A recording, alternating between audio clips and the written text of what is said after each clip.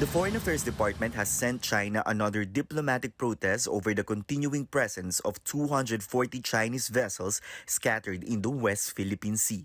Foreign Affairs Secretary Teddy Boy Locsin Jr. refused to publicly disclose the details of the diplomatic protest. He says that only the Senate and the House Committee on Foreign Relations can see the message of this protest.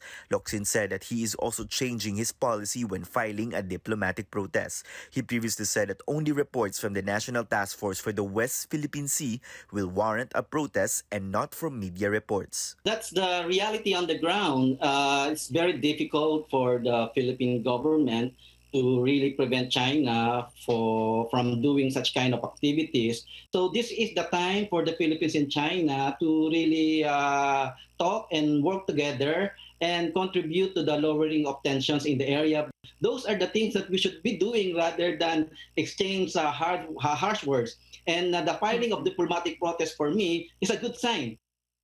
On Tuesday, the task force said that over 200 Chinese maritime militia vessels remain in the Burgos Reef, Julian Felipe Reef, Chigua, Panganiban, Zamora Reef, Pag-asa Island, Likas and Kota Island, and Ayungin Shoal.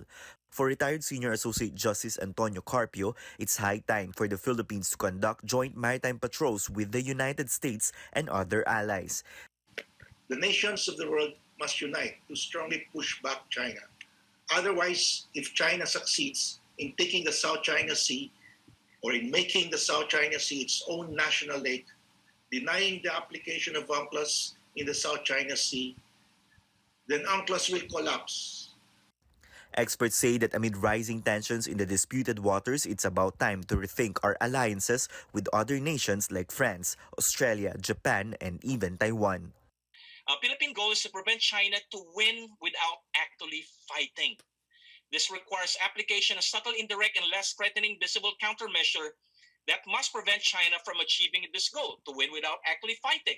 Vessels around the area, it's really alarming for small states like the Philippines. We have to also convey to China that what they're doing are causing security anxieties in the region.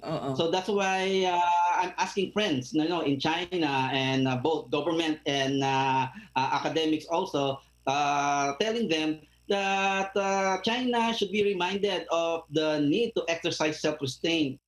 The Chinese embassy in Manila remained silent in the recent diplomatic protests and the DFA's move to summon Chinese Ambassador Wang Jilian over the Julian Felipe issue.